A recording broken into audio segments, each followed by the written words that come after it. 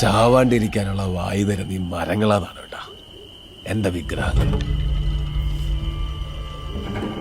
അതിയുടെ എമ്പാട് ഞാൻ വെച്ചുപിടിപ്പിക്കും.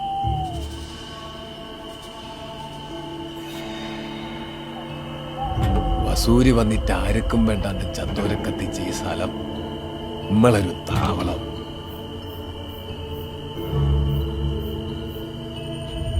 ഇടത്തെ പോലീസും പട്ടാളമെല്ലാം നമ്മന്നെ.